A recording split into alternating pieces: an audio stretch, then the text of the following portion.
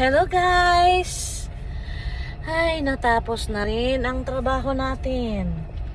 Paikot-ikot parang tubibo. Ayan, buti hindi ako inabot ng gabi sa kalsada. Op, sa side tayo. Paano yan nalaman na binibenta yan? Uuwi na kami. Maaga kami natapos sa aming ikot-ikot na parang tubibo. Ngayon, kinutom ako. Ha? Kalimutan ko ng National Bookstore. National Bookstore. So, Yun saan yun, ang yung ganap bahay na natin yun? ngayon? Hindi, nandun sa kabit. Likod dito. Likod niyan. Ito? Ayan, likod niyan. Paano yung right of way? Walang right of way. Kamag-anak lang yung katabi, kaya pinapayagan sila doon dumaan sa gitnong kamag-anak. Yeah, right of way nga. Walang right of way nga. Paano may sariling daanan? Ginawa ng daanan doon sa kamag-anak.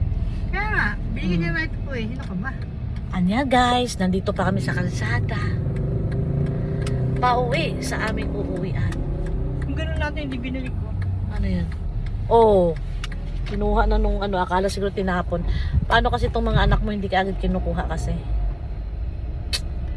So, uuwi na ako kasi ang prinsesa ko hawak-hawak nung nanay niya habang naka-online class. Hirap na hirap yung nanay, pero kahit hirap kain ng kain, hawak sa kabila, hawak sa kanan. O, di ba? Overtake ko. Tignan niyo yung motor guys, oh.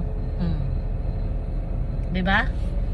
Umovertake sa kanan. Eh kung biglang natabi konti ang ang liit lang ng espasyo, oh. O di, talsik siya. Mga pasaway talaga. Hi! Bye!